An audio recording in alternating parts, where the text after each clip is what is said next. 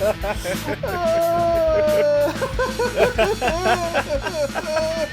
I just looked him square in the eye and said, "We all shave him silky smooth."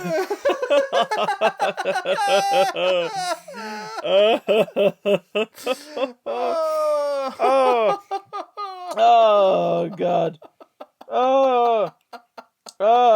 Hi everybody, welcome to the podcast. Not sponsored by Manscaped, unfortunately, but we found an old coupon for Harry's razors. So what we're going to do is recommend that you cash that in and then shave your balls with a face blade. And it's apparently it works. Matt, would you care to expand? Listen, Harry has the best razors because Harry has the experience of ball shaving. Shaving those pruny balls fresh from the back. Yeah. Ooh, It's like... No. No. I'm going to stop you there and instead let people know that, hi, you're listening to the Big Damn Cast. Nerdy news, geeky gossip, stuff that's fit to fill your time between ball shaves. I am Chris, smooth as a whistle Johnson. I am Matt, like a soft walnut Watson. Oh, Walnut Watson. New Walnut Watson from Walls. I'd buy one. Walnut whip. Watson's Walnut Whip. I'd get stuck right in. I really would. Speaking of getting stuck right in, we're going to talk about pop culture news because things have happened, question mark? For starters, I'll fill you in on the latest on PS5 supplies. No fuckers got any. No, there are none. There are no PS5s. I now have the savings to the side, thanks to contributions on Twitch and our own savings. And nope, can't find them for love nor money. Nope. Smith's Toys, no. HMV, no. Zavvi, no. Game, no. Amazon, no. Various Super Maches, no. Argos, get to fuck. Nothing. There's nothing out there. They're not going to be back in stock until much later in the year. Probably the next financial year, I'd imagine. So probably not till around April time. Well, there've been rumors of a shadow and in the occasional tusk. There's rumors that mid-February a restock's happening in a lot of major retailers. The reason this rumors come about is because a few have trickled in to some places. People have scooped some up in the last week, just randomly. Oh my god, my local Argos has one. Buy. So it's like, how'd that happen? Unless one slipped through the net, or they've sent a few out, and they've sent a few out. Interesting, though, that I think this is the very first time this has happened on this scale. Think about 2013, the Xbox One and the PS4, plentiful. There wasn't a shortage until like early 2014. Is the pandemic affecting manufacturing and shipping? True, but that's the biggest part of it. Like, just don't release it yet. Then well, that was never going to happen because they had to get it out for this financial year. Or yeah, I suppose it's the staring into the abyss and the abyss blinking thing too, because they will never not release a console at the same time. Like, it will always happen that way. Well, it's not even that. It would have been out. It had to be out before the end of this financial year, so it would show up on their reporting for the companies. Yeah, and then it would also have. It would have to be out during the holiday season so people would actually spend money on it because it was going to be expensive. So it was never not going to come out. Despite it being a holiday season during a worldwide pandemic where a lot of people aren't able to spend the cash. So one, people are strapped for cash, and two, they weren't as able to make and ship as many. But this is for both the PlayStation and the Xbox Series X. So it was never not going to come out in November of 2020, but the fact that it did, because of everything else going on, meant that it was always going to be short stocked. Yeah, I mean, on the plus side, I've got this controller. I've got a controller here that I got for my birthday. Commitment from Lou. Why do you have a DualSense but no PS5? Lucy said she got me this for my birthday. She got me a gaming chair for my birthday, and she got me this PS5 controller. And she said, "Well, it's officially an investment now, isn't it? And you doing your live streams and that, but also means we can play games together. When the PlayStation 5 is in our grasp, we will have the option to play games together." And I went, "That's great. I don't know what games, because there's fuck all on the system, really, It'll except just for a be bunch of PS4 PS4 game stuff. that looks nice, yeah. Yeah. Certainly nothing with fucking couch co-op. No. The game I'm excited for now, in terms of trying to get hold of the console ASAP, is Deathloop, which has now got a confirmed release date for April. Yeah, I'm like, Deathloop that is good. I want to play. I want to get on that shit ASAP. And I'll look for any excuse to replay Miles Morales again and blast through that on a higher res. Because it's one of the games that has the upscale built into the release. So you put the disc in the console goes, "Oh, you bought this? Here's the PS5 version downloaded. There you go, enjoy." That's why we charge you full price for half a game. Hey, it's at least 2/3 the length. And it's not about the length, it's the girth. Anyway, speaking of girth, how are you doing?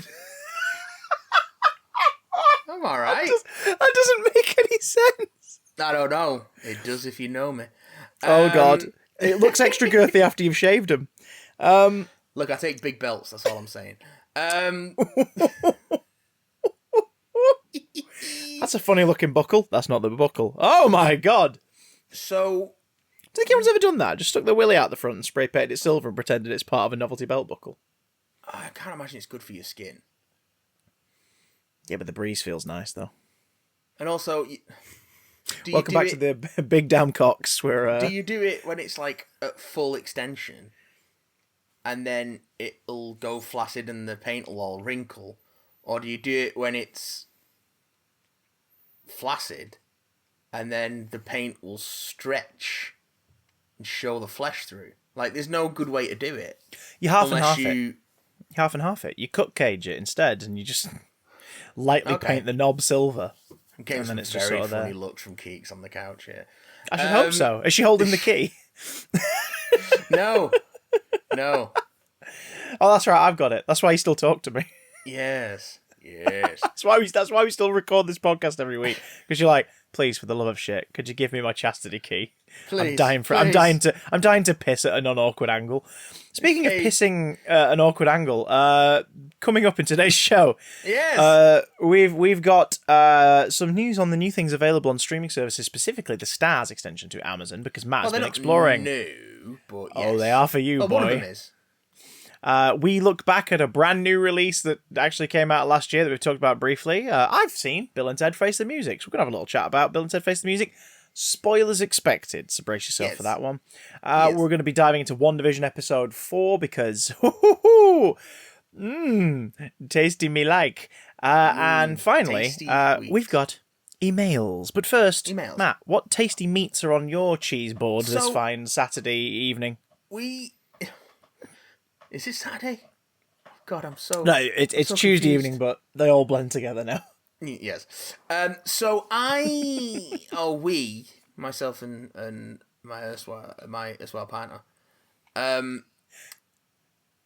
Erstwhile partner. Lovely man. Earnest partner. We took the plunge on the Stars Play add-on subscription for Amazon Prime. So what's that, Matt? It's a streaming service within a streaming service. It's cable. Oh, congratulations, we got rid of cable and we're doing cable again.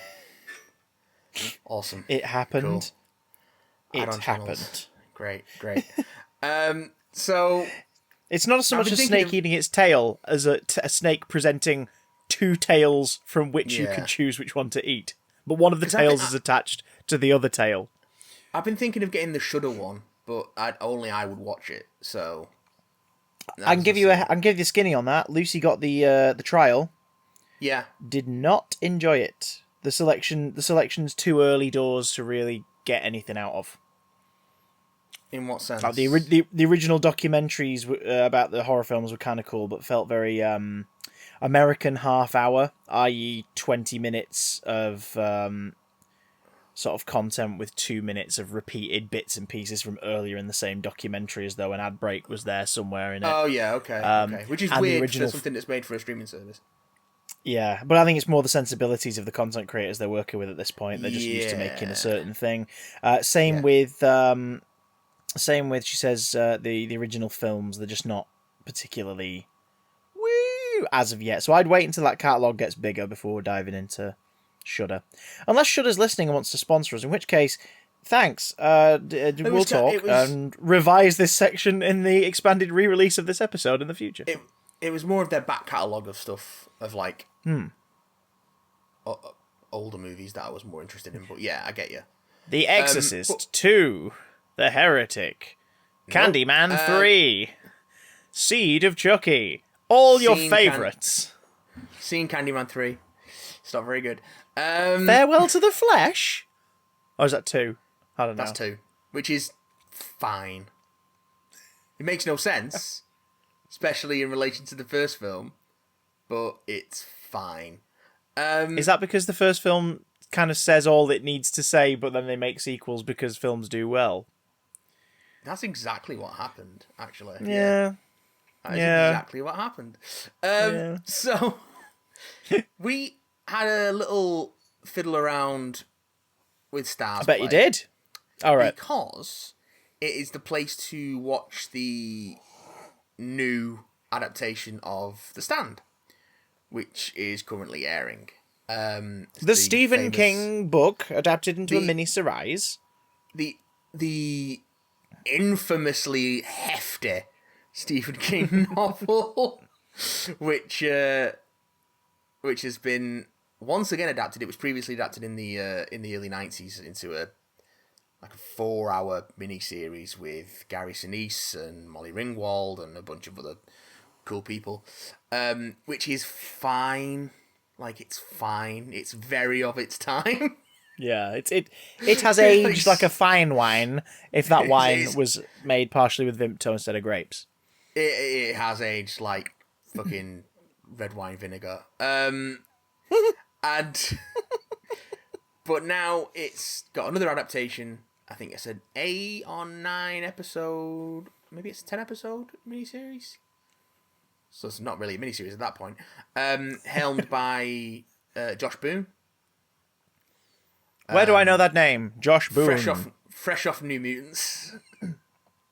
Oh. And we wanted to check that out because it's been getting a bit of stick.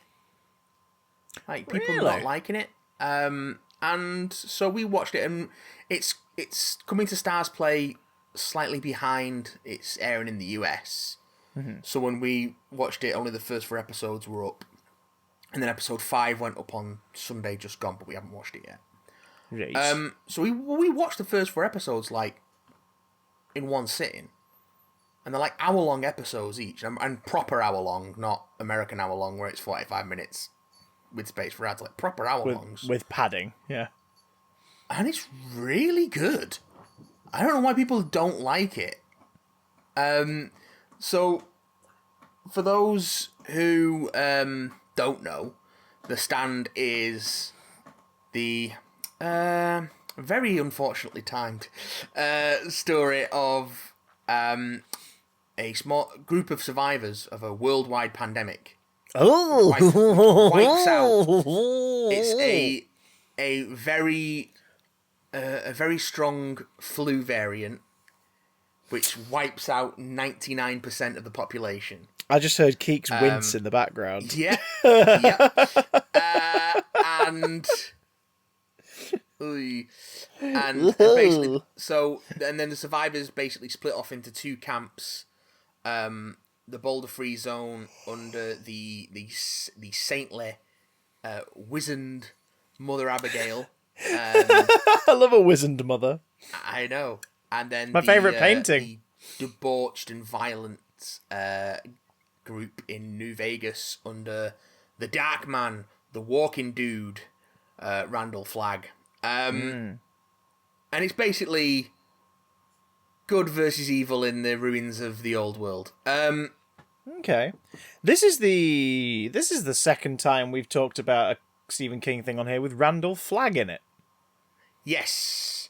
So Randall Flagg pops up in a few of Stephen King's works, but he's most prominent here and in the later Dark Tower novels. Now, when we covered the Dark Tower film adaptation, it featured Matthew McConaughey as Randall Flagg. McConaughey. And at the time, they said that they were going to spin several other King-based things out of the Dark Tower. Like they planned to do a TV tie-in and maybe a sequel Which film. was optimistic, to say the least. Yeah. Are there any remnants of that in this? I'm assuming it isn't tying into the film The Dark Tower at all, but could you... No. As someone who's watched many spin-offs appear and die and whatnot, could you smell any little snifters of oh, that's been left over from a previous production? No, not at all. Good. The stuff that... Because that stuff is all retroactively done in the later Dark Tower books, really. Yeah. Like, there's not much in the stand that links it to the wider... Like, the Dark Tower is the sort of spine of the sort of interlinked Stephen King multiverse. Like, it all comes from there. So the other works don't really have any of that stuff in, apart from little snippets here and there in certain pieces. But the stand doesn't have any of that in, other than, the existence of Randall Flagg as a character and his sort of supernatural abilities. Who portrays Randall Flagg in this adaptation? Has he rocked up yet? He has rocked up in style. You don't actually... You see him in episode 1, but you don't see his face until the very end. Okay. And he is played by the wolfish, appropriately wolfish, Alexander Skarsgård. Ah! Another bloody Skarsgård muscling in. Who is superb. Really good. And he's very book accurate. He's all in leather, cowboy boots, smiley face pin badge on the pocket of his denim jacket. Did I say leather? I meant denim. He's all in denim. His Lenim jacket. His Lenim. Yeah. And just like he's got a big old quiff. And just he's superb because I think what people do not like about this adaptation, which I think is really smart. And again, just to reiterate for new listeners, Matt is our Stephen King aficionado, super fan, knows his shit, King's in his blood, literally. He came to his house one day and climbed into his veins. It's where he stashes all of his cocaine, he put it inside Matt. Yeah. He put it in He tells the world he's sober now, but no, he just visits Matt once every couple of years and snorts him. On a side note, a story Elijah Wood tells about, told on the King cast about Stephen King. Apparently Stephen King he doesn't smoke anymore. Yeah. Apart from when he takes a drive, like, once a week. And during his drive in the evening, smokes 5 cigarettes back to back. And that's the only time he smokes now. So he does smoke. But he just smokes 5 at once when he goes for a drive at night. And that's the only time he smokes now. Anyway, a man rife with addiction issues, infamously so. So if you've ever tried to read the stats... At least he self-contained them into a weekly appointment instead of letting it rule his life, I guess. So... Yeah, because we don't want to get the Tommyknockers again. If you've ever tried to read The Stand, and if you can deal with long books, you should, because it's brilliant. It is a very long book. One of, if not the longest book that he's written. It's well over 1,100 pages in paperback. Is Keek still reading it as of this recording? No. Because she was tackling it last year, wasn't she? Oh, yeah, no. Keeks reads books at an actual pace, so it didn't last that long. For reference, we'll talk about you reading The Stand. Go back to sleep. Just carry on watching John Mulaney. Don't worry about us. Oh wait, which John Mulaney?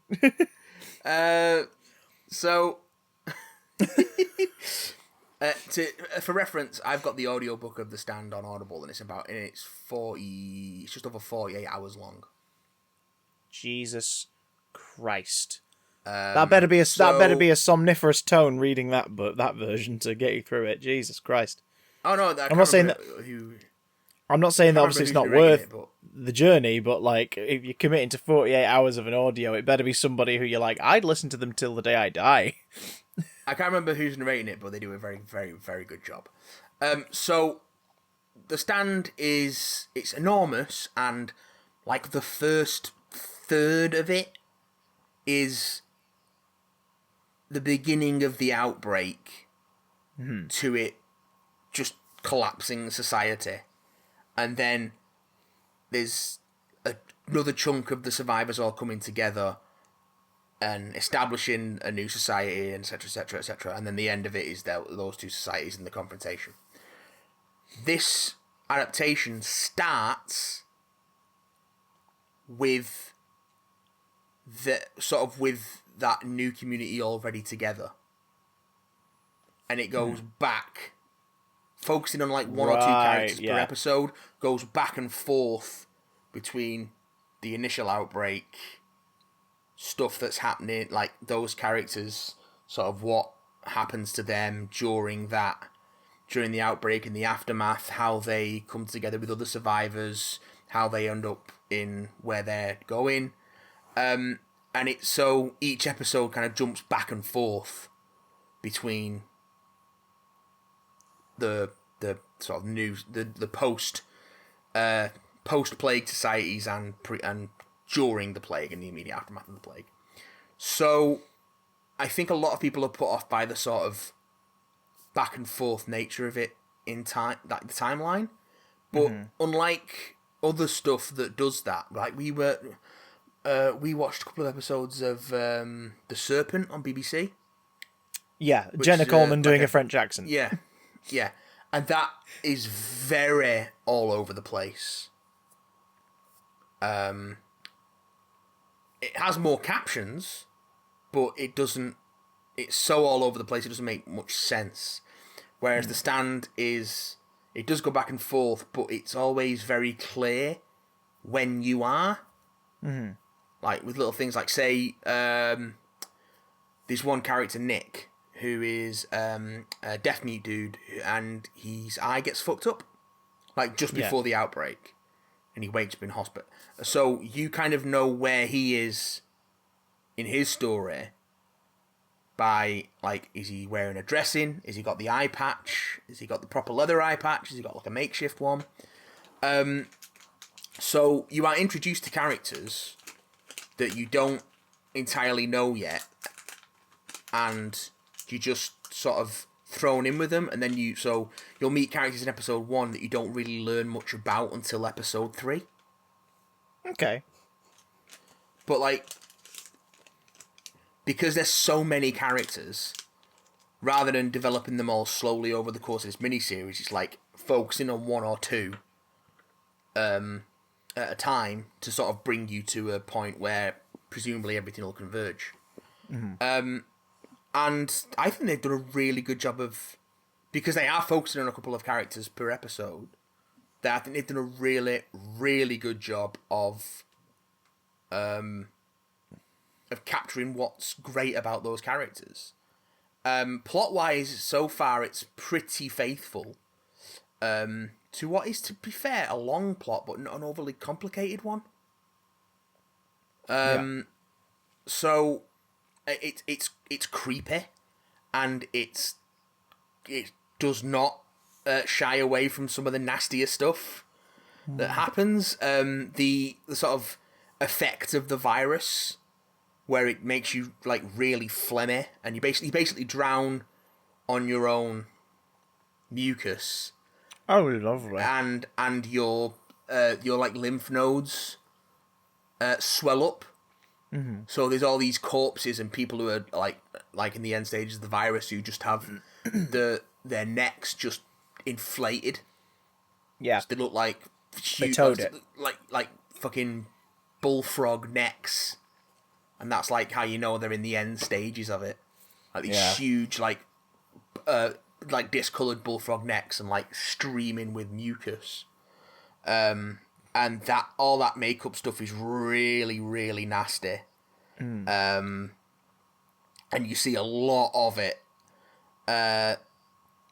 Performances are fucking stupendous across the board. A particular couple of shout-outs thus far. Again, I'm only 4 episodes in, so it could shit itself. Could shit the bed. Yeah, it could shit the bed. Unfortunately, it does have Amber Heard in it.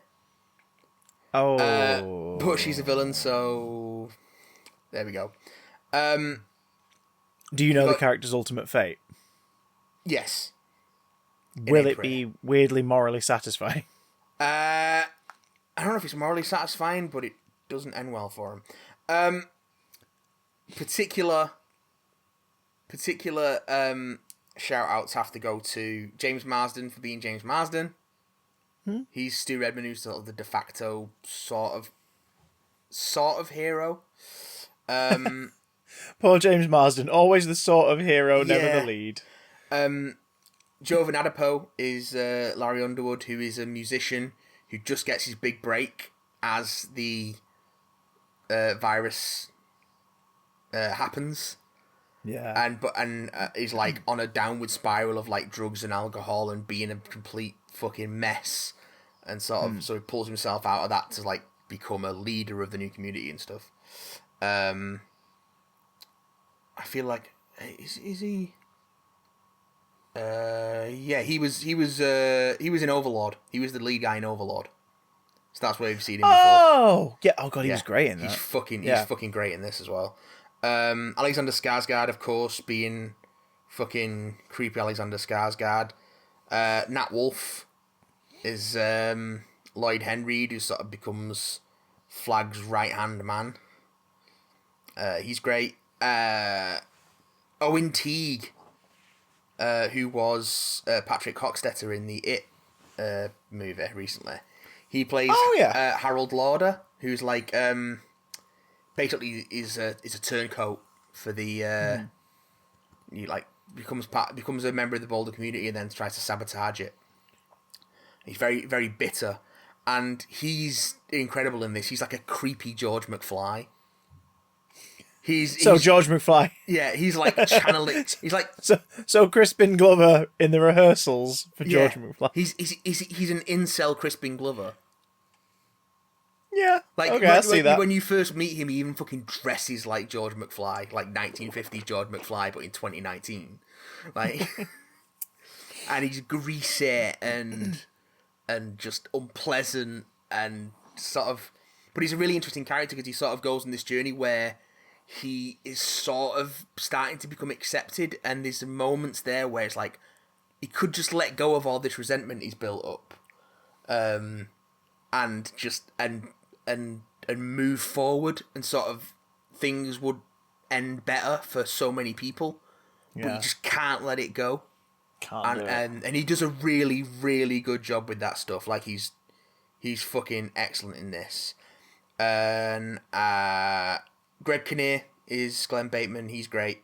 He's Greg Kinnear. What do you want? Fiona Dourif's in this, but she hasn't popped up yet. I love Fiona Dourif. Whoopi Goldberg is Mother Abigail, and she's Whoopi Goldberg. What do you want? What do you want me to say? Odessa Young is Fran Goldsmith, who's like the sort of female lead of the piece. She ends up hooking up with Stu, even though she's way younger than him.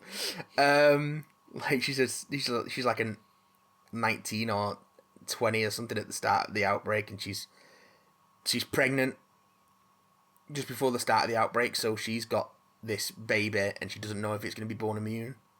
There's that going on. Ah, shoot. But she's great in this. And finally, I want to shout out, because yeah, there's people I haven't met yet, but I want to shout out Brad William Henke, who I think the thing most people will know him from is Split. He is the lead girl's uncle in Split. Oh yeah, the abusive uncle. But in this, he plays Tom Cullen, who is an older man with developmental difficulties, who meets Nick, who's deaf mute, and they sort of like against all odds end up becoming best friends. So he's this enormous fucking beefy dude with this huge beard. I'll show you a picture of him. And he's built like an absolute brick shithouse. But he's like wearing cargo shorts and a Dolly Parton t-shirt, and has his glasses on a little librarian cord, and he's super gentle and childlike and just wonderful. And he does this, and he gets all the sort of mannerisms from the book down, but without being, he's not simple jacking it. Yeah. Like, yeah. He's southern, so he's got the accent, and he's like, "Oh Lord," and then he has this whole like speech that he says, that he's memorized, that he says when he first meets people. Mm-hmm. He's like, "My name is Tom Cullen. I'm 42 years old. I'm developmentally challenged. I don't pick up well on social cues, and I can't read." And it's more complicated, but it's that kind of thing where he launches into this whole speech when he first meets someone. And it's just lets him know the deal. He's practiced it to save himself a lot of time and confusion and hurt. And it's just a really sort of sweet, and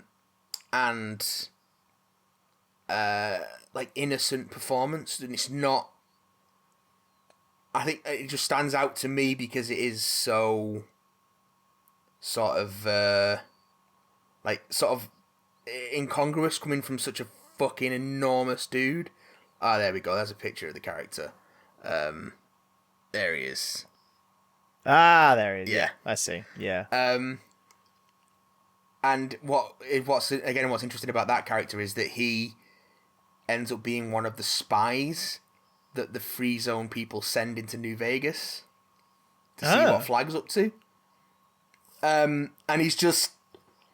There's a moment in episode 4 where they sort of say goodbye to him and send him off on his little spying mission. And I swear to God, I was welling up. Yeah. Like, it's just so well done. I don't know why people don't like this adaptation. It's far superior to the 90s one. It's smarter, more pragmatic in adaptation. I think it takes liberties, of course it does. Like, it gender swaps some of the more minor characters. And of course, it's a way more racially diverse cast than it is in the novel and the original adaptation. All changes for the better, I would say. But 4 episodes in, I just think it's really, really good stuff. Like, stylish, violent when it needs to be. Like, there's an awful lot of people getting shot in the face. But, like, they've not just added that stuff for the hell of it. Like, that stuff's in the book. And it's just sort of, like, signifying the brutality of the stuff that's going on. But it also knows when to show a bit of restraint. And when not to. Like, if I remember correctly, it opens with... Like, the start of the first episode is the cleanup crew in the Boulder Free Zone starting to clear bodies out of, like, houses and churches and stuff. So that is where the show starts. Yeah. So it sets up shop very early on, and goes back and forth quite a bit. So it doesn't. So you don't have to, like, we're gonna spend 4 episodes doing the fucking everyone's starting to get sick, and oh no, it's episode 2 and people are starting to die, and oh no, it's episode 3 and now people are all dead and there's only a couple of survivors, and now it's episode 4 and I guess all the survivors are maybe coming together. It's like, that's fucking tedious. You just get, you know where you're going. Yeah. And we can fill in the gaps. Yeah, you fill in the gaps as you go along. Fleshing out the world we're in now. And it's okay. Yeah. It's okay to know that certain characters end up in certain places without having seen that journey, because going back and seeing that journey later on is part of the story. Like, it's not about where people end up, it's about how they get there. And sometimes you can know where people end up and learn how they got there later and it still be compelling, you know what I mean? Yeah. So I really they cut the fat. And you know, I like The Stand. I think it's a great book, but it's very fucking long. It's got a lot of fat on it. Like the same with It. Like, it's an incredibly long book. You can cut a lot of it, and they did, and they made a pretty damn good adaptation, I think.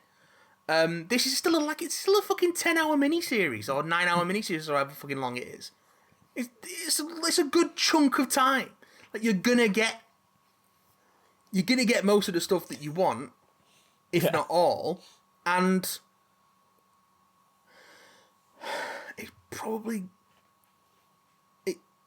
the stuff that they've changed is probably going to be for the better, because I hear they've written a new ending for it, and God knows that's got to be better. So there we go.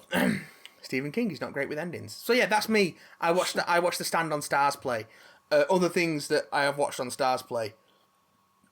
Channel Zero's on there. I've started watching that. I'm 3 episodes into the first season. It's pretty good. I don't have really much more to say about it than that. There's a person made of teeth. There is a person made of teeth, and it is creepy as shit. But more than that, I can't really say, because it's also very inscrutable.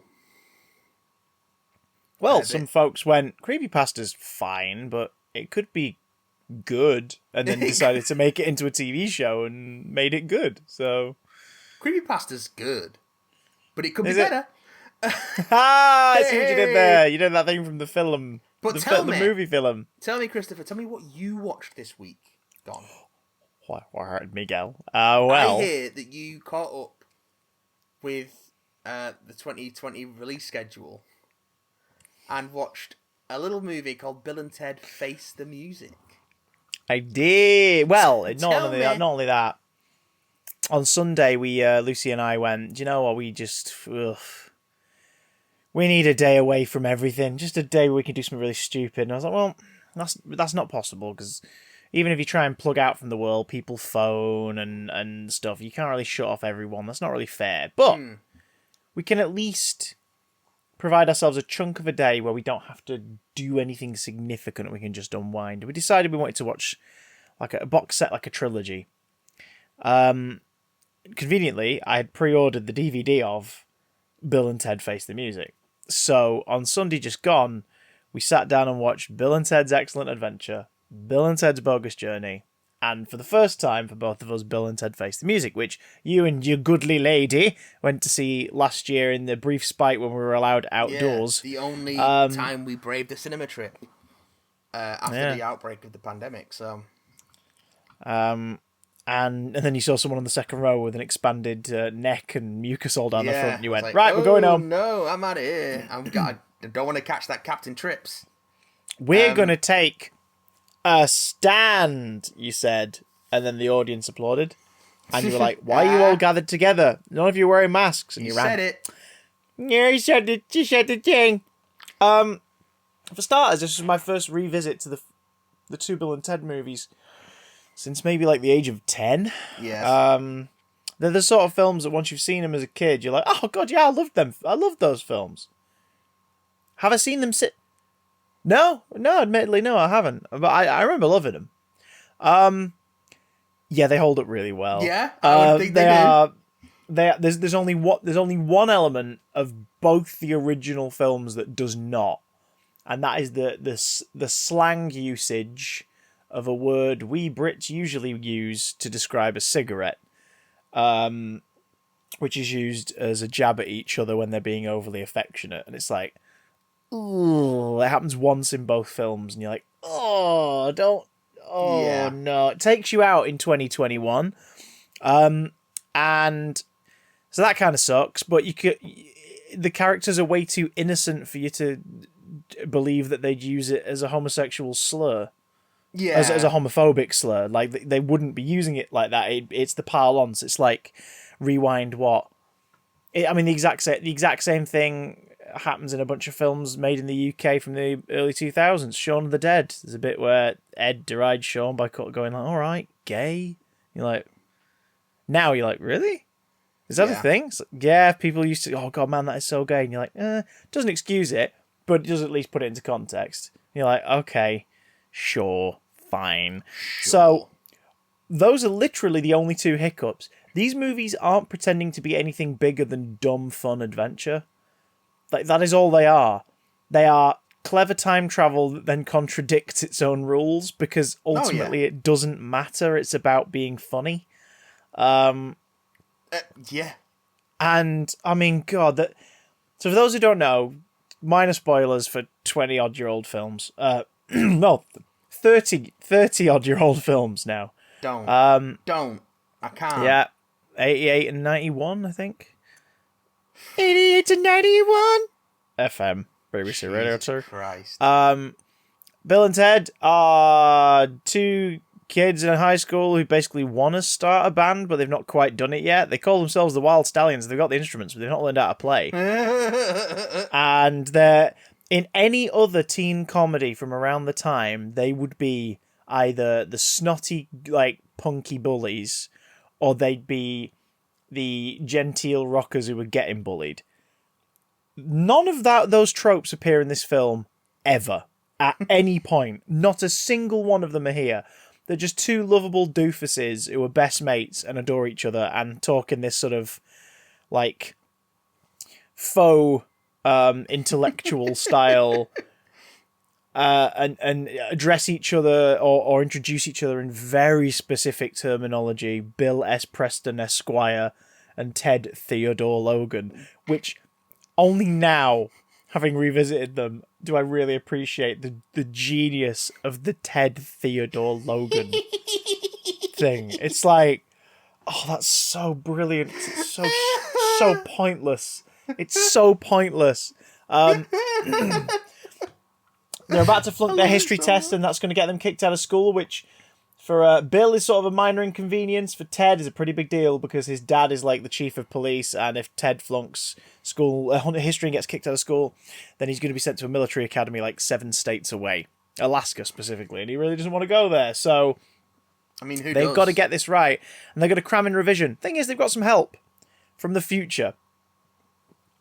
George Bloody Carlin rocks up, playing Rufus, in a time-travelling phone booth. Never heard of that before. And I'll be honest, even though it's never referenced, that has to be a deliberate choice. It has to be. It's too specific. It's too specific that they travel in a phone booth through time. But anyway, they rock up and he's like, right, here's the thing. You two and your success in school and life at this point is detrimental to the survival of the... it's essential to the survival of the future. The intro to the film is George Carlin addressing the camera, basically saying that, like, life is amazing. It's the year 26 something. Life is incredible. Yeah. It's amazing. What is it? It says, like, bowling scores are up, golf scores are way down. It's just like listing all these things that make you go, wow, it sounds like there is literally nothing to worry about in the future at all. And it's all because once upon a time, a band united the world and world peace began with this band. And that band is the Wild Stallions, comprised of Messrs. Preston and Logan. And you're like, shoot, okay. He knows that things are about to get a bit wibbly, and here's the tough part. And based on what he's learned about them, and their society have learned about them, this is a key moment. The history test has to be passed. So he gives them a time-travelling phone booth and says, don't just scrub up on stuff. Go and see history. But they're on a clock. The San Dimas clock, to be precise. They have Ted's watch, which is broken. He reminds himself to fix, and then he doesn't do it until he reminds himself to fix it later, which he still doesn't do it, but he's fixed from that point onwards. He's running at San Dimas time, meaning that the lads have basically got like 9 hours to cram before they have to show up for the test the next day, for the presentation the next day. So they go and meet Napoleon Bonaparte, and then bring him back and leave him with Ted's younger brother to look after. And then they bugger off and they meet Joan of Arc, and they meet Billy the Kid, and they meet Genghis Khan and Socrates, as they keep calling him, Socrates, and and Abraham Lincoln and Sigmund Freud and Beethoven, who they keep calling Beef Oven in the first half of the film. And it's just like, this is mad. I love it. And it's great. And it's just two slightly thick rocker dudes gathering historical figures and getting into various japes and scrapes, and then having to get those historical figures to their school history presentation by 2:45, after some of them get waylaid and arrested, and Napoleon basically spends all of his day in a water slide park hogging the rides, and it's just dumb. It's just so dumb, and it knows it's dumb, and it's having a whale of a time being dumb. but it's also charming, which is why I think people remember it. And it's very quotable, very like mimicable, and you can imagine kids in the early 90s and late 80s running around like pretending to play guitar to each other instead of high-fiving each other and stuff. Like air guitar is a big part of this film. It was a big success. It got a live action and an animated spin-off. Yeah, and here's the thing. I was saying to Lucy the other day, she was like, I thought you really didn't like Bill and Ted overall. And I went, you know what? I don't think it's that. I think it's whenever we talked about it in the past, I'm going off of what I remember. And I think what I remember really is the shite Bandai, Fox Kids or whatever live action TV show. Yeah. Which was one season. And probably the animated series, which I might be wrong, but I think it's one of those where like the pilot is Alex Winter and Keanu Reeves voicing their characters, and then not them, like for the rest of the series. That would make sense. That's usually how those things sort of work. Like Buzz Lightyear Star Command, the VHS release of the feature-length opening movie, it's Tim Allen voicing Buzz Lightyear. And then when the episode went out as the first like 3 episodes of the series, it's Patrick Warburton who voices him in the series. It's just like, wait, what? Oh no, I think they do. They do voice. No, they do in the first season, but not in the second. Ah, there you go. So they get swapped out at some point. Yeah. I think that's the Bill and Ted I remember, which is it's formulaic because the same thing's going to happen every time, basically. Like they're going to meet a historical figure, hijinks ensue, just like Back to the Future, the animated series, which is effectively the exact same premise. Yeah. Like, there's only so much you can do with it. But as one film, God, it's fun. Then the sequel, Bogus Journey, makes a bit of a mistake by having a villain. Is it Dynamis, I think his name is? He's a guy who's like, I hate what our society is, and it's all because of these 2 idiots. So he's got like a cult and 2 robot duplicates of Bill and Ted. And he steals time travel stuff and is going to send the robots back to kill and replace Bill and Ted and screw up this battle of the bands that they're attending that ultimately is the apparently the linchpin of their meteoric rise, because by the time of the second film, Bogus Journey, they are now like a band, and the 2 bodacious princess babes that they meet in medieval England in a nondescript medieval English town. In the first one, with nice performances but ropey accents, I came back to live with them modern day, and they're in the Wild Stallions as well, and they're going to be in this battle of the bands, and they're not quite ready, so we need to brush up. And then evil Bill and Ted rock up, pretending to be them from the future. These robots, who are also weirdly nice to each other, and have the exact same kind of, like, slang and everything that they talk to with each other. Well, they're still Bill and Ted. Yeah, they're just evil Bill and Ted. I mean, that's their names. And they... Yeah, evil robot usses. Yeah, exactly. The good usses and the evil robot usses. And they, you know, like, they're like, we want to get... They don't, like, necessarily enjoy hurting people, but they know that they do it, and they're meant to do it, and that's cool. So we should do it. And it's weird, and they kill Bill and Ted. Half an hour into the movie, Bill and Ted are thrown off of a bloody chasm to their death. And they die. And you're like, wait, hang on, what? The first film was a time-travel-y hijinks movie. The hell is this? Yeah, this film's about them being dead and them trying to get back to the world of the living, specifically just to make sure that their partners, their fiancés, are going to be okay, which is really freaking wholesome. At no point they're like, we've got to save the world, or we've got to get back because we do want... It's like, no, we just got to make sure that they're okay. It's like, that's really freaking wholesome. Like, okay. Or like, they're not aware of the bigger stakes, really. It's not on their radar. They just want to make sure that the princesses don't get hurt. So, thus begin several trials and tribulations to get back, including bothering Satan, confronting their own personal hells, which is a really fun sequence. Oh god, that is a really, really fun sequence.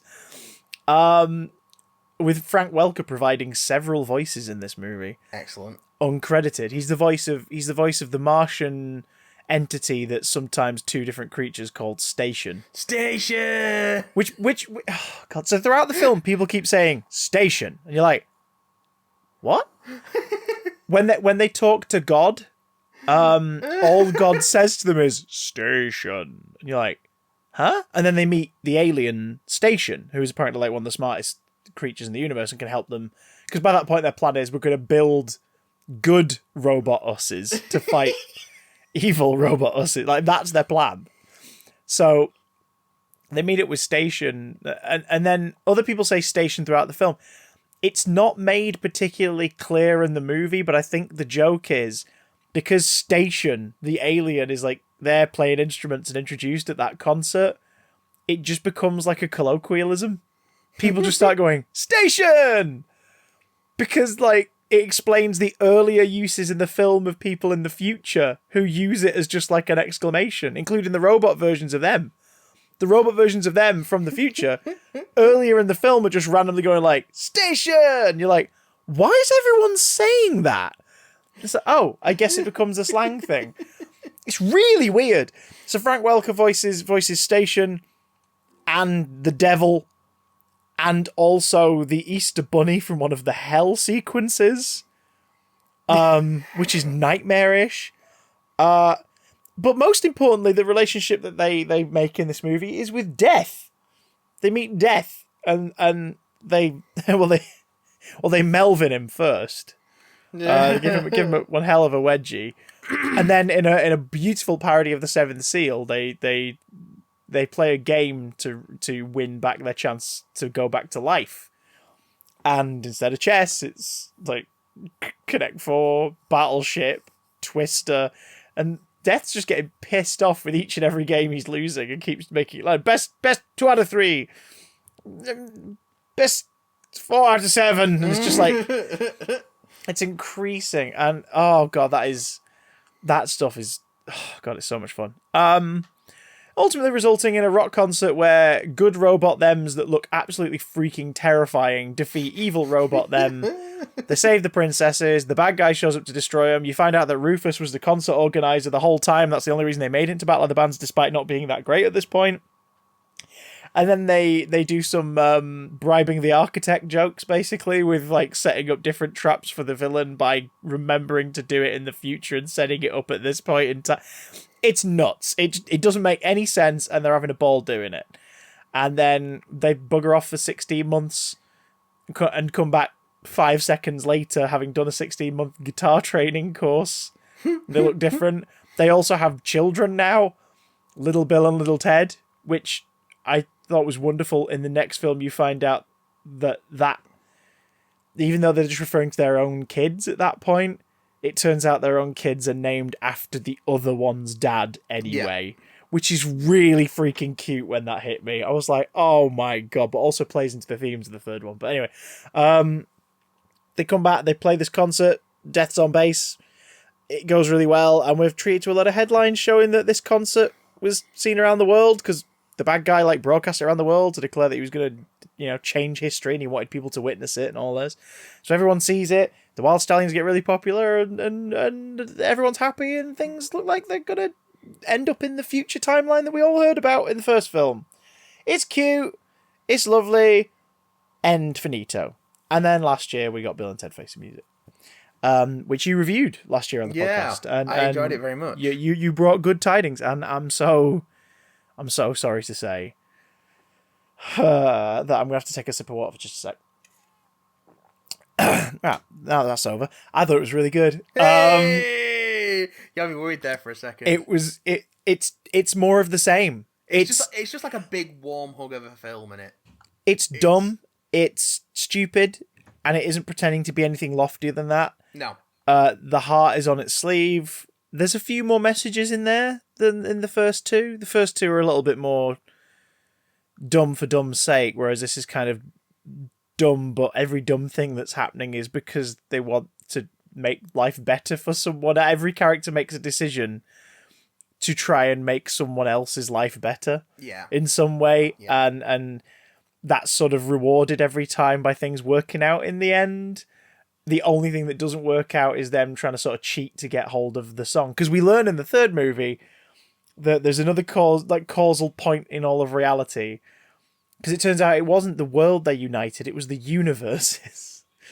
And it all began with Earth being bowled over by this specific performance of a specific song by the Wild Stallions on a certain day at a certain time. It's been narrowed down. In terms of the future timeline, Rufus's daughter Kelly, named after George Carlin's real life daughter and played by the wonderful Kristen Shaw, is comes back and it's like, yeah, so we now know more about your history, and it's at this exact time. And based on what we also know about your timeline, where you are now in their like late 40s with 2 kids of their own, having had a successful music career in the 90s that fell apart after the band split up, most significant event being that Death left the band on a bad note because he had a solo album and it caused a giant rift between them all. A solo album we learned later when William Sadler reprises the role. It was an all bass solo album. You're like, what? The career's just kind of very slowly dried up, and they're not having a good time. But they keep working. Give them the credit for 20 odd years. They have consistently been working to create more music in the hopes that they will eventually hit more that. and more experimental. When they perform at the wedding, oh, it's so good. And throughout the first 2, you have that wonderful Oedipal joke of Bill's stepmom, Missy. Like, Ted's crushing on her. She's got a very, like, feisty, sort of fiery sexual relationship with his dad. Yeah. With Bill's dad. And Bill is also kind of peering at her a bit. And there's these references to the fact that she's basically, like, 5 years older than them. And I think she even knows the teacher. Like, says, "Oh, say hi to Mr. Whatever for me," because it's like, of course, yeah, she only left like a few years ago. Yeah. So there's all this kind of like, and later on when Freud analyzes Ted as part of the presentation, and then he says to Bill, he's like, "Your turn," and he goes like, "Oh no, I just have a mild Oedipal complex, but apart from that, I'm okay." Like, wait, what? And then in the second film, Missy is now with Ted's dad, the police chief. So he's now Ted's stepmom. No. She's marrying Bill's younger brother. No. In the second one. She's with Ted's thingy, and then it's and then she's with Ted's younger brother Deacon in Face the Music, having apparently left because she briefly married the supervillain from the second one, and it's like, wait, what? So she's been like everyone's mum and like she's about to become Ted's dad's daughter-in-law, having also been Ted's dad's ex-wife for a bit, meaning that she's his ex-wife and his daughter-in-law and Ted's stepmother, and now stepsister. You're like, what the hell? And I love that that's the only kind of really filthy joke in all 3 of them, but they don't focus on it. It's just there. And it's like, wait, what? And that's when you remember, like, oh yeah, these guys did Galaxy Quest. Of course. Yeah. Why not? Sure. Yeah. This is weird, but they know full well. And they keep experimenting, but it turns out that they're not on track. So they're taken to the future and told, right, here's the clock, based on our time, in terms of how it ties in with yours. You have 50 minutes to write and then perform the song that unites the universe, starting with Earth. And it's so knowing as well, because it's like, at that point in the film, you know that there's roughly this much of the film left. Yeah. And it's almost done with a wink at the camera. And, it's like, you have, like, 50 minutes to solve everything. And their daughters, Willie and Thea, they're like, they're so supportive of their dads. Meanwhile, their wives, now recast, but they're both doing better English accents, for sure. Yeah, I don't know what that's about. Maybe who could say? Yeah, I mean, maybe as daft as it sounds, maybe they just sort of didn't resemble how they used to look enough that it would be like this. I mean, I think the audience who followed the first 2 might spend the time going, "Is that them?" Maybe it was one of those kind of deals, or I don't know. Like things happen for reasons. We have only, to be fair, we have only 5 returning cast members, because you have William Sadler as Death. You have Ted's dad reprising the role. And you have obviously Bill and Ted. So it's like, okay, sure, like key figures that play a big part in all three of the movies. Two in Death's case. They just might have not been able to get those actresses back. Maybe they're not acting anymore. Yeah. Like, maybe they're not acting anymore. That happens sometimes as well. That does happen. But like they're having doubts because they sort of feel like they're in an emotionally polyamorous marriage that they didn't buy into. Like it's the guys never say like I love you. It's always I and my most esteemed friend Bill love you and you like respect you so much. It's like they'd literally just want to hear them say I love you to them individually. And Bill and Ted are just that much of a close unit that they don't even realize that that's the issue. And it's kind of adorable because it's like, yeah, that's sort of that's kind of the point. Like they're so dependent on each other and the thing is you don't look at it and go like, guys, wake up. You're like, oh, they don't realize. Oh, because they're just so sweet and innocent and they always have been. Like they're never not innocent and adorable and nice to each other. I mean, come on. Be excellent to each other and party on, dudes. Indeed. Which is great. That's a great callback to the first one, because in the first one they accidentally go to the future briefly and they meet like a version of the council there who were all in awe because they realise who it is who's appeared in the room and they all sort of gather round and everything and it's like, we should say something. It's like, be excellent to each other and party on, dudes. And everyone just sort of takes it like oh, wow. And they're so amazed by it. So when they rock up in this one, that's the first thing they say to this council. And it's just kind of awkward because they both kind of feel like they're under pressure. And the council just sort of look at them and go like, right. So you've got 50 minutes. It's like, wait, what? And they're given everything that they can to help make the hit song. They're given all the best instruments and all the best this, that, and the other. But they're so panicked and they're so starved for ideas. And like Ted was on the verge of quitting the whole thing anyway. And it's really awkward. And that's when they have the idea of, hang on, the phone booth that we used to travel in is here as part of this exhibit to us. It still works. And we get a nice little sort of George Carlin cameo. We get a voice impersonator and a hologram that is part of the exhibit. Because they play it that Rufus has passed on by this point. Yeah. But also he's the one who sets off the mission and gives Kelly the doubt in the plan and makes her really believe it's going to work. Because the whole thing is this thing of like, sometimes it doesn't make sense until the very end, which ends up being the plot of the film. Like the way they're going to save the day doesn't make sense until the very end. Then it's like, oh my god, of course, and it's brilliantly done. But like they use the phone booth to bugger off to the future repeatedly, starting at like 1 year in the future, then 3, then 5, to find the thems, the us's, which because they say like the us's that have written the song. So meet them after it's worked. Every subsequent future, they are washed up or unhappy for different reasons, even more than before. It's just progressively worse looking future. Ted's never touched a drop of alcohol in his life. And the first one, they're playing this like rec room and in a reception area in a hotel, and they're having the worst time ever. And Ted is like an aggressive alcoholic. Yeah. And Bill's bitter as sin. Also, can we talk for a moment about like Keanu Reeves is a beautiful human being, but Alex Winter hasn't aged a fucking day. No, they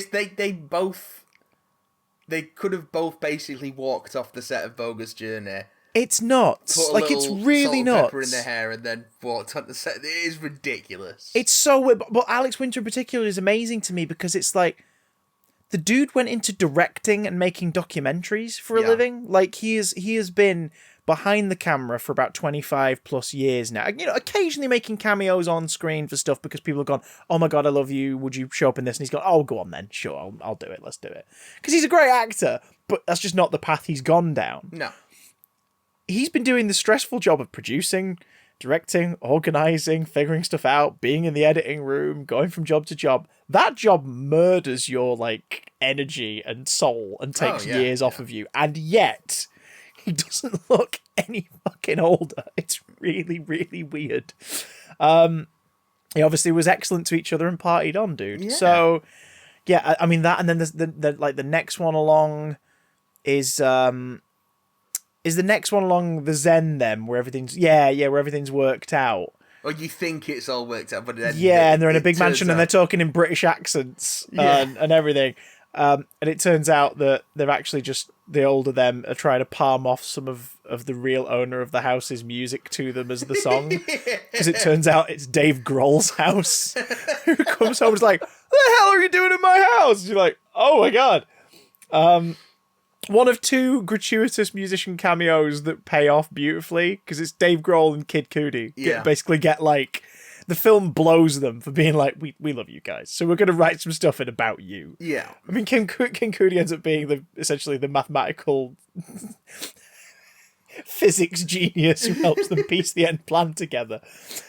Sure, why not? And then the next one's like them, they're doing time for various misdemeanors and they're jacked and they've come up with the song in prison and it's just like this hellish chant. But the key to all of this is, and again, all about the innocence of it, they're not fussed like they're worried about getting it right, but their main concern is they learn that in all of these futures their wives leave them because they're upset, and because obviously they're too dumb to really kind of realize what the issue is.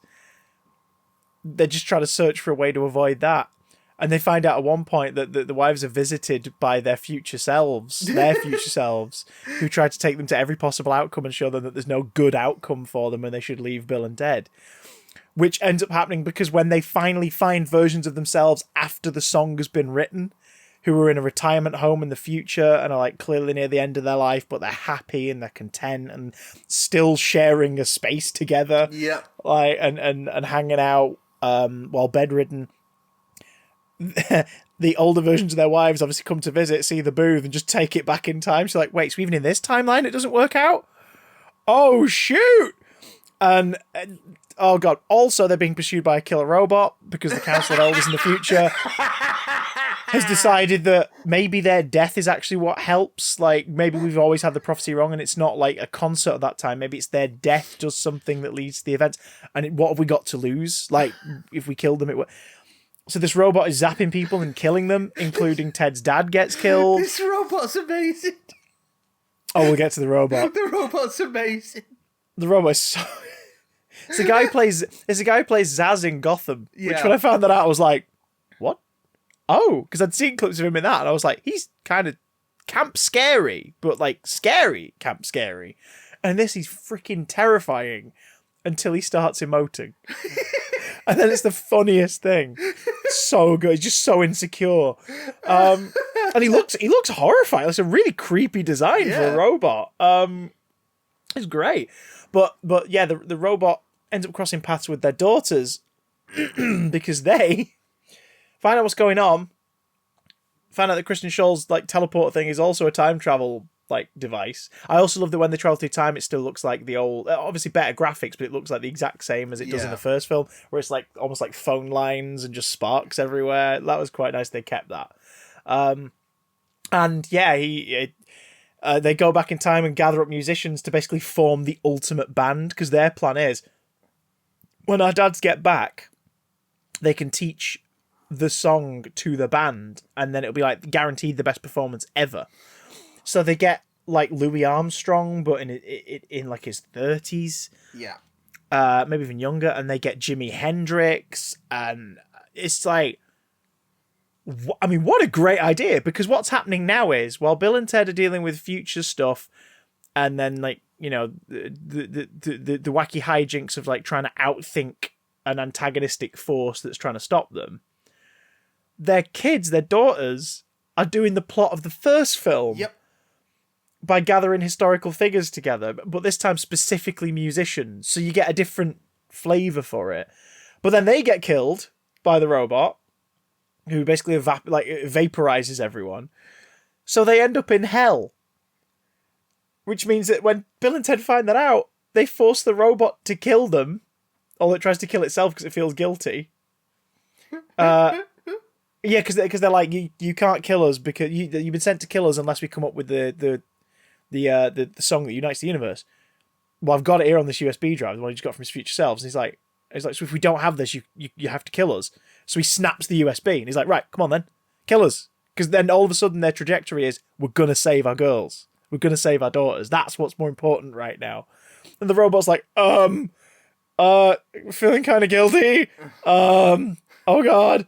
So it goes to kill itself, and they jump in and get killed at the same time, arrive in hell, and you're like, oh my God, we're in Bogus Journey. Like, they found ways to just meld the two previous films together, but create a new story where they go and find Death, who's been demoted and is very miserable and is cheating at games. He's playing hopscotch with himself and cheating.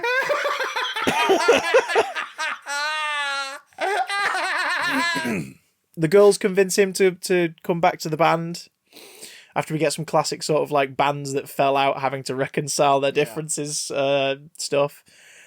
Because the thing is about Bill and Ted the Younger, they are just as passionate and goofy and weird and stupid, but ultimately good-hearted as their dads were when they were kids. They're exactly the same.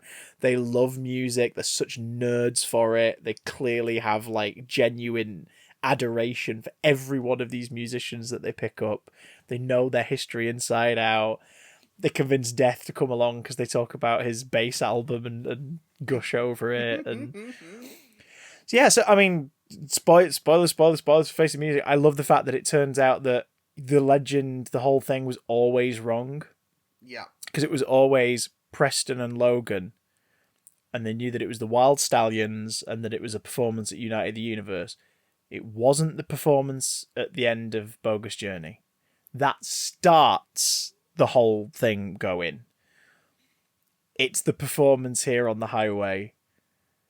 And it's not the band. It's the band play, including Bill and Ted. So no one, like, it makes sense that there are like statues of them in the future because they're the ones doing the lead guitar on the song when it kicks off. But it unites the world because it literally unites the world because the entire world, they spread it all, instruments everywhere.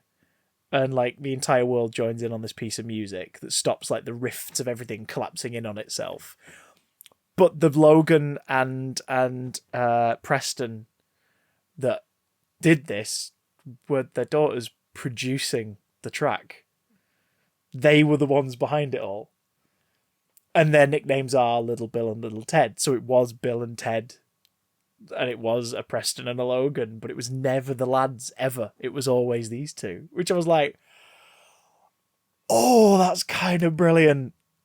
Oh, and having watched all three back to back, it fits. Yeah. Like, because Bill and Ted are still known in the future as like the saviors of humanity. That's true. But it doesn't contradict that the Preston and Logan who created the song doesn't have to be them. Like they played, they were seen by everyone. Everyone knows who they are because they had a career as the Wild Stallions. So it makes sense. But it's great. It's great. It's so good. It's feel good and stupid.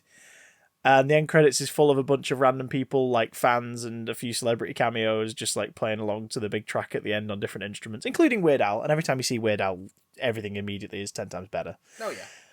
I really enjoyed it. It's so stupid so silly. It's fun and warm and silly, and there's no malice in it. I think that's what I really enjoyed about it. There's nothing mean-spirited in it. It's just nice and fun.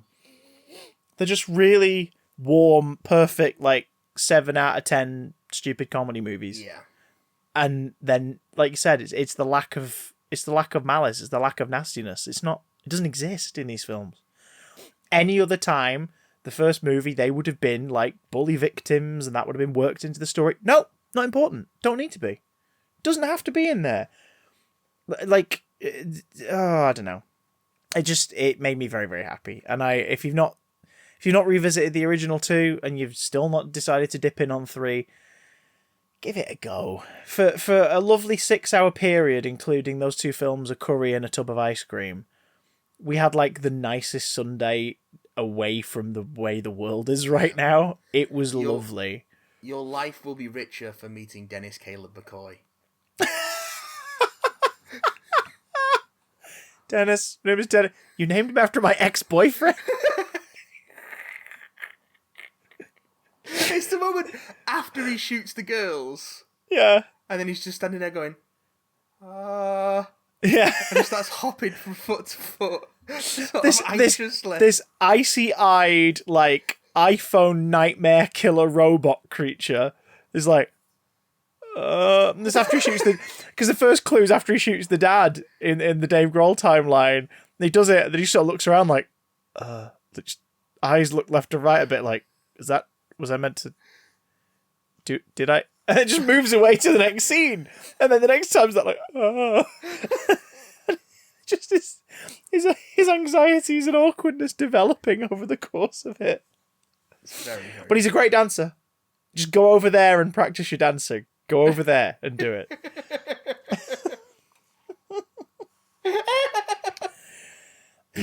If you're like, oh, but like, they're not that daft, are they? Guys, Death exists and the world knows him as a bass player. That's the world we're in.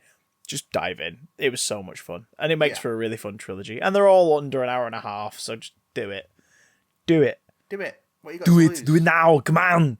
Speaking of doing it now, we're going to get out of the way because by the time you're listening to this, you've probably already dipped into the 5th episode. So we're going to just charge right in. WandaVision! Yes! Episode 4, in which... We Interrupt This Broadcast is the name of the episode. And I was like, very good, very good. Answers are finally made clear. Answers are finally given. And yet more questions are posed. Turns out, folks, that the protagonist of this story is actually Monica Rambeau. Yeah. And our supporting cast is Teyonah Parris, starring alongside Kat Dennings and Randall Parks. These are actually the protagonists of WandaVision. These are the people who are trying to save the day. Spoilers for WandaVision episode 4, OVS. We cut back to sometime before the events of WandaVision, and then sometime in the days before where we picked up with it in episode 1, and then run concurrently through the previous 3 weeks. Which it turns out all happen within the course of like a day. Meaning that's an even quicker pregnancy that Wanda went through. Oh, yeah. Yeah, so we open... Oh, God, that opening. We open, for the first time ever, really. We saw a glimpse of it in Spider-Man Far From Home in some, like, mobile phone footage during the school news report at the start. But we open on Monica Rambeau returning from the snap. Yeah. Which was pretty freaking cool. Yeah. She just reforms in a hospital bedside chair.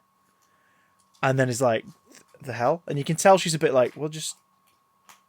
Huh. Because for her, she dozed off and has woken up 5 years later. Her mum, who's... Oh, what's her name? What's the actress's name? Lashana Lynch. A moment. Lashana Lynch. The wonderful Lashana Lynch, who, of course, we saw in Captain Marvel, has passed away. She was in the hospital with cancer. She was dealing with it. She bounced back. But the snap happened during that time. The last thing Maria remembers is her coming out of a successful surgery for it and going into remission. Yeah, and it seems that 2 years later she began to rear its head again and she passed away. In that time, Monica was not there because she and half of the world's population had been snapped out of existence by Thanos. We learn... I mean, that's heartbreaking and played so well by everyone involved. It's beautifully done. We then learn that Monica's mum had been busy since the events of Captain Marvel. Also, when she wakes up and the last thing she hears in her head is she hears Captain Marvel call her Lieutenant Trouble. Yeah. Before she snaps awake. And you're like... Which was obviously there to just sort of give a nudge to any audience who hadn't connected the dots yet. Like... It's the kid from Captain Marvel, guys. Mm-hmm. It's the little girl from Captain Marvel. We then learned that her mum founded Sword. Which makes perfect sense. Makes perfect sense, because of course she freaking would. And it's also kind of awesome, because in the Marvel Universe, there are two big organizations that deal with supernatural, superhero, supervillain, and extraterrestrial threats. And both of them were founded by women. Well freaking done, guys. Because Peggy Carter founded S.H.I.E.L.D., and then brought in Howard Stark and Dum Dum Dugan to get the ball rolling.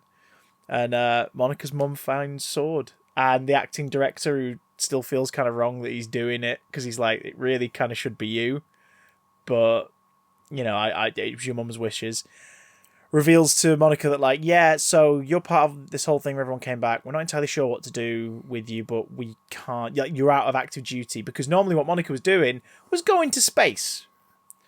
Her mum flew planes, she flies spaceships. She was doing space stuff, and she's being grounded on her mum's orders, because her mum always believed that she would come back, which is wonderful. Like, her mum obviously is thinking about, like, no.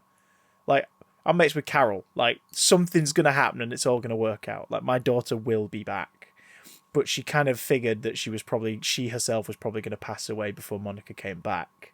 So she left protocols, one of which was to keep her safe, was to basically, like, you're grounded for a while when you get back. Like, you need to... work on Earth, you know, don't rush into it, because she knew she'd, like, be hot-headed about it all. That might have accidentally put Monica in more danger, because she then goes to investigate an FBI complaint? It's the FBI missing persons that case. It. FBI agent Jimmy Woo as Jimmy freaking Woo, returning since Ant-Man and the Wasp, and not only that, when he pulls out his calling card, he freaking sleight of hand magics it out of air.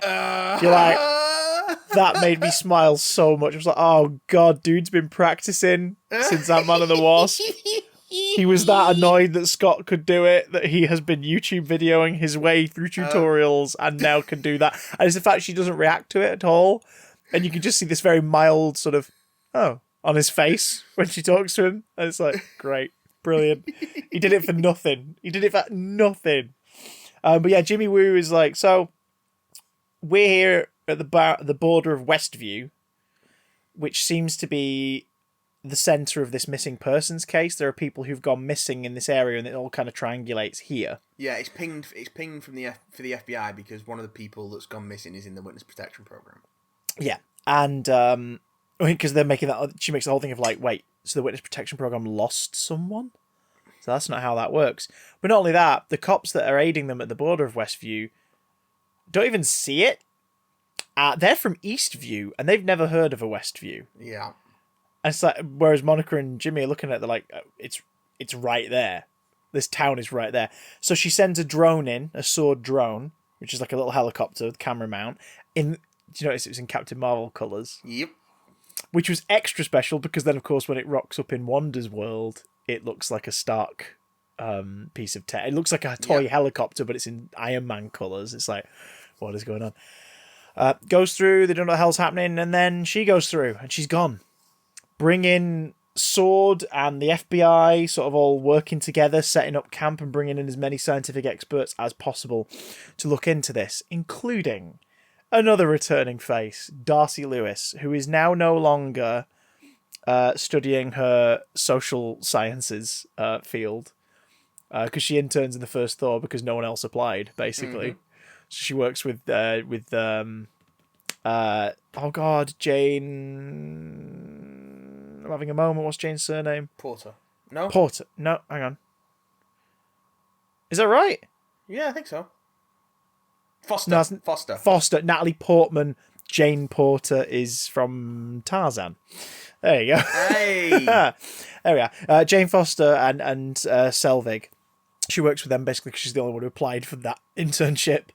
And because of course then she has an intern of her own in Thor: The Dark World. But she's back, and she now studies like astrophysicism and science and like all the stuff that Selvig. She has her doctorate. And she's Dr. Darcy Lewis now, so she's been busy since Thor: The Dark World. Yeah. And she's also the one who cracks it. She doesn't take bullshit from the FBI setup, and she just gets through it and figures out that it's whatever's inside there is broadcasting a very light radio wave that is very similar to old TV signals. So she gets hold of a very old analog monitor, and suddenly she's watching WandaVision. And we're seeing the events of the last 3 episodes play out on a TV. We see that... Quite nicely confirms that the person making notes who we see at the end of episode WandaVision 1 is episode Darcy. 1 is Darcy. It's the exact same shot. It's beautifully done. Jimmy and she try to contact Wanda through a radio signal, and that's the Wanda, who's doing this to you? Wanda moment in in episode 2, where the radio at the poolside is talking to Wanda. She, of course, finds the drone. They send someone in a hazmat suit through the sewers because they don't think that whatever this effect is that's affecting up above is affecting necessarily like below. And yet it does, because the rope he's attached to turns to a jump rope. And his hazmat suit turns to a beekeeper outfit halfway through, explaining the ending of episode 2. Yep. They notice the glitches. They start to theorize. They become as hooked as we are, which is really freaking cute. Because the things Jimmy Woo's writing on the whiteboard are basically the questions we've had as each week's gone forward. It's like, oh god, they know their audience so damn well. And then add on to that, they're identifying missing persons. Like, they're finding them as various cast members in the show. All the people who are living in Westview, the characters that Wanda and Vision interact with, are the missing people. And a few extras that hadn't been reported yet or connected to this. Interestingly, Agnes was the only one without a driver's license. That might be because she doesn't drive, but she's not been Catherine Hahn's the only cast member who is also named alongside Olsen and Bettany in the end credits. So I think there's more going on there. So that's interesting. They also notice that Ben's in reality and when the show changes. And that's where they conclude that Wanda clearly has a degree of control over this. They also have spotted that Monica is going undercover as Geraldine. And they can't decide whether or not she's like under mind control or whether or not she's playing along.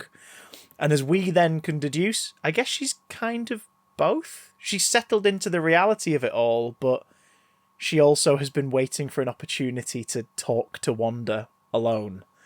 And piece things together a bit more.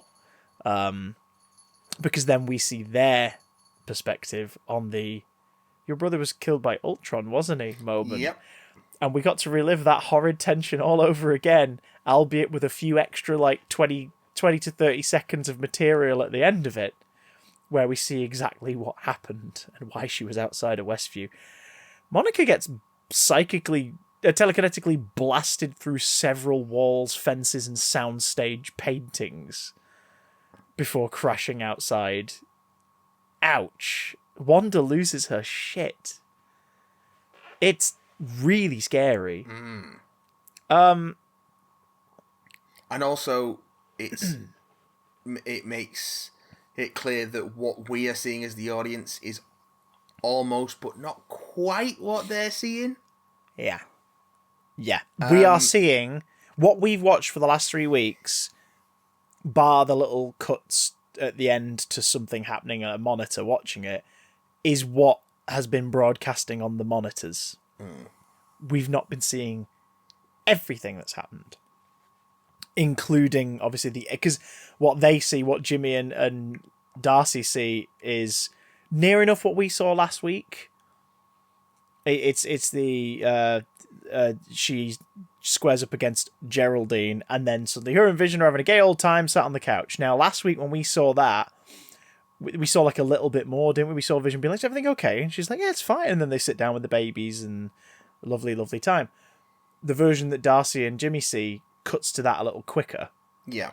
But we also see, I guess, what Wanda really saw this time, which is fucking terrifying. because Vision's in the back of shot, and he's like, "Is everything all right?" And I said to Lucy, I went, "Oh, it's like the colours drained in the back of the shot." No, wasn't the whole back of the shot. Zombie Vision's basically stood behind her. It's Vision looking like he did, albeit in a lovely sweater, looking like he did at the end of Infinity War, grey and dead with a cracked open skull and white eyes, just stood there, seemingly unaware that he's dead. Is Vision there? Or is that what Vision actually looks like and she's Weekend at burning him around the place? Well, these are the questions that it raises. Yeah. Or amongst the questions that it raises, shall we say. Good God, yeah. I'm really enjoying this show. It's really good. I'm really enjoying it. And I think this is just the sort of shot in the arm that it needed to sort of string along some of the less enthusiastic folks who are watching it. Because if next week is now full on sitcom again, they're all going to be watching it looking for the cracks now more so than before. Yeah, I know what you mean. The people who've not been charmed so far. See, I'm on board for it regardless, but I think this just gave people enough, gave the sort of more skeptical people enough stuff to work with to sort of go, oh, okay, this is where we are. It's definitely a bit more fan servicey in terms of like doing things like, oh, this is like the immediate aftermath of people coming back from the snap, and here's where this character is now, and oh, remember this character's coming along, and you know, cute interactions, and like there's some neat sort of repartee between Darcy and Jimmy, which is good fun. I mean, that's what happens when you get two seasoned sitcom actors. Yeah, sort of bounce off each other. I find it interesting that there's two seasoned sitcom actors that aren't in the sitcom bit of this show. Yes, that is kind of genius though. Weirdly, and again, like, does that mean that Catherine Hahn's the only one in the sitcom who's kind of got that experience? Really, don't know. Because, yeah, I mean the rest of them, you know, they've all done their fair share of TV and film, but like she's sort of the only sort of you've done sitcoms and weird comedy shows like before, so you kind of fit into this, whereas like you said, everyone else who's done that is playing characters who aren't involved in that side of things. Well, not necessarily everyone else, but like the two of the like the sort of top build cast. Yeah, like there's two people who are sitcom veterans that aren't in the sitcom segment as of yet. Yeah, that's true. There's plenty of time. Who knows? It looks like, unless there is something else going on, looks like our series antagonist is actually Wanda. Yeah. We've been watching what Wanda wanted us to watch, and it made me revisit a moment. It made me revisit a moment from episode 3. Oh, yes. The bit where Vision talks to Wanda about his concern before she then very quickly just rewinds it, and suddenly the conversation starts again from 20 seconds prior. Yeah. And goes a different way. When he's talking to her, he comes down, like he sort of sits down on the couch and talks to her closely. And I'll do it to you down the lens, but I'll describe it to the listeners. He's sort of talking to Wanda, and he sort of takes a breath, and he just very briefly looks at the camera and then looks back to Wanda, and it's only for a moment. But his face is sort of like, is there anyone out? It's that kind of like signaling to someone sort of expression. It's really weird to describe. I'll have to try and find the clip and send it to you, because someone has now clipped that moment up, because they were like, I'm sure he looks at the camera. I mean, I could just go back and watch it. Like, yeah, but he comes down, he sits down, he talks, and he just sort of takes that breath, looks right down the barrel, and then looks at Wanda again, carries on the conversation. It's like, oh, that's frightening. Now that you've spotted it, that's really frightening, because, oh, okay. Is Vision's consciousness an unwilling participant in what's happening? Is it even Vision? Like it? So many new questions, but I'm excited. I'm very excited. Yeah, I'm satisfied by. I'm picking up what he's putting down. Let's put it that way. Yeah, we've bought the T-shirt and we're wearing it proudly. Yes, we're at that stage now. Speaking of that stage. We're at that stage of the show where we dive into a murky, terror-filled, apple-bobbing cauldron full of rancid fruits that is known as the emails. Well, we've got another missive from our... You love that word, and I'm glad you love that word, because no one else in my life uses that word. No one else uses missive? No one else uses it, no. Well, they should, because it's a great word. It's a good word. We have another follow-up missive from good old Tom Monty. Sorry, I didn't understand that name. I think you're not pronouncing it the original Latin. Tom Monte. I'll take it. So Hey, Tom! this one comes with the title of Rupert Grind. The real 13th Doctor, Rupert Grind. And Tom writes, Dear Chris and Matt, Hey, Tom. I do apologise for all the negativity about Chibnall and Whittaker last time. You seem to think right. poorly of my delight in the idea that Whittaker will be leaving in season 13 and said that Jodie's not the weak link in the current era, but I have to somewhat disagree. Oh. I agree that she's not the weak link, but I think she's a weak link. Yeah, most of my dislike for this year era comes from Chibnall's direction, but we've had 2 series of this incarnation of the Doctor, and I'm still waiting to feel like she's earned that title. I know this is mainly down to Chibs, but Jodie doesn't do much for me in terms of dissociating this Doctor from the bland scripts that plague her era. Although, unlike with previous Doctors who've shone through the rubbish. But maybe Chib's scripts are just that bad. I think, just a quick cut in, I think what Tom's experiencing is kind of what I experienced with Capaldi. Really. Yeah, I think a little bit. Like, I liked him a lot, but I never really liked his Doctor. And I felt like it you know, as each series, I began to really like his Doctor in series 10, but by then it was too late. Yeah. So I was like, okay. he got McCoyed. Yeah. I enjoyed your analogy of me letting go of that picture of Chibnall on a hillside by the ocean, and you might be right. To rephrase the 12th Doctor in his final moments, perhaps it's time to let go of the Doctor for now. Yeah. But I'm glad you're getting enjoyment out of Whittaker and Chibnall, but for me, sadly, after the appalling revolution, I've decided that this era is a lost cause in my books, and the quicker the next one comes along, the better. Well, I hope you get some Doctor Who you can enjoy soon. Yeah, me too. And that's the thing as well. I hope everyone can enjoy the show. Yeah. In the meantime, if you want to keep watching what they put out, knowing that it's probably not going to tickle your pickle, then go for it. Like, or just do the thing. Like, it's okay to step away. Yeah. Or don't and check it out when things change. That's the beauty of it. That it's one of those shows where we have so much of it that if it ain't doing it for you anymore, you could always just go back and watch the older stuff for a while and then dip in later. And then hey, you're a mega fan. You'll probably go back and fill the gaps at some point anyway. If you go back into it and enjoy it later, you'll go, do you know what? I'm going to watch series 13 and see what that's like and dip back in. You know what I mean? It's how it is, isn't it? It's how it is. Well, on that note, thank you for your 3rd and 4th Doctor recommendations last time. They're proving very useful. Chris, I'm really enjoying your marathon reviews with Lucy. I've gone back and watched all the ones that line up with what I've watched, and now I'm watching them every time I finish a serial. I use them as motivation to get through because sometimes I enjoy your reviews more than the actual episodes. I've noticed you just reviewed the TV movie. Are you going to be reviewing all of New Who as well?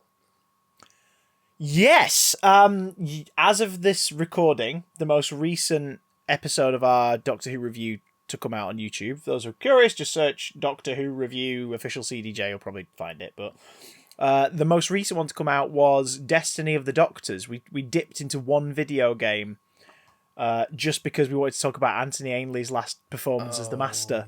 No. It's cute. It is ridiculous. But yeah, on my screen right now, I have all of the ones that are uploaded and ready to go out because we record them so far in advance at this point. So here's a little tidbit for you, a little Valentine's gift from us. On the 14th of February, you'll be getting The Curse of Fatal Death. On the 28th of Feb, because it only comes once every 4 years, you'll be getting Scream of the Shalka. Oh, yeah. And then on the 26th of March, and every sort of 3 weeks from that point on, we begin the new series of Doctor Who. The most recent one we made, which won't be coming out until July, and we made it today, is the TARDISodes. We finished series 2, and then we look back at the mini prequels that were put out on the Doctor Who website. You love a TARDISode, don't you? Oh, I love a TARDISode. They're pretty fun. Like, for these low-budget thingamajigs that don't really add much, you have to remember that you, like, signed up to the website, and you could either watch them on the Doctor Who website, like, 2-3 days before the episode, and it was this little prequel, this little taste of what you were going to get that weekend, or they'd get emailed to your phone, because it was, like, early phone emails, and you'd click it, and it would download this short clip for you to watch on your phone. They're cute. They're really, really cute. The best one being the prequel to The Girl in the Fireplace, because you meet the crew of the SS Madame de Pompadour on the day that they're hit by this like meteor or whatever, and it goes to crap. And as one of the crew members is lying in sort of like the cockpit of the ship, sort of clearly injured and in pain, and a crewmate of hers is dead nearby, you hear the Clockwork assistance droids approaching, and she's like, "Oh, thank God you're here. Like, I need medical. What do you do?" No, it grabs her leg and pulls her out of frame, and then it cuts to the clock on Madame de Pompadour on young Renette's mantelpiece, and that's when the glass goes crack and it shatters. And it's like, oh, it's pretty cool. Like, you get to see things that the episodes make you aware existed, but they happen in these prequels. It's kind of cool.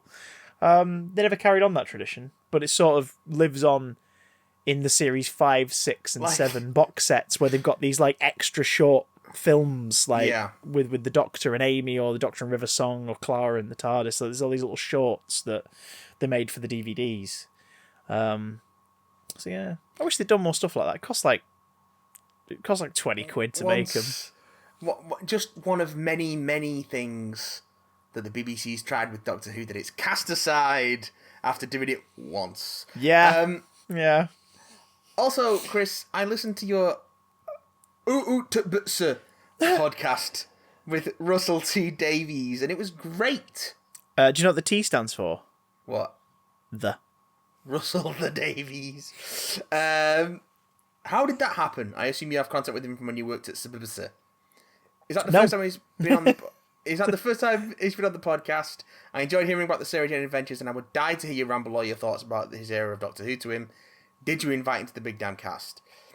Speaking of RTD, have you watched It's a Sin? I watched it all in 2 days, and I really enjoyed it, and now I want to watch Cucumber because I'm yet to watch that. Oh, it's so good. Before I go, I just want to tell you, you are fantastic. Absolutely fantastic. And do you know what? What? Tom Monty. Brilliant. I'd start at the beginning. Rusty D. No, that's his one appearance on Out the Broom Cupboard. He doesn't do podcasts often. It's very rare he'll do stuff like that. He'll pop onto student writing things for universities occasionally, like live calls and Zooms and things like that, but he won't do podcasts. The reason why he was more than happy to do Out the Broom Cupboard is because it wasn't a podcast asking him questions about Doctor Who or Queer as Folk, like specifically. It was, you started your career in kids' TV. I want to talk to you about that. And also why you think it's important. Now, inevitably, and I never stoked that flame, I'm proud to say. I made sure I never did, but inevitably he brings up Doctor Who stuff throughout the podcast occasionally, and we talk about it. And it was also distracting, because throughout the entire call, there was a Cyberman head sat on his couch behind him in his office, staring at me. Because why wouldn't it be?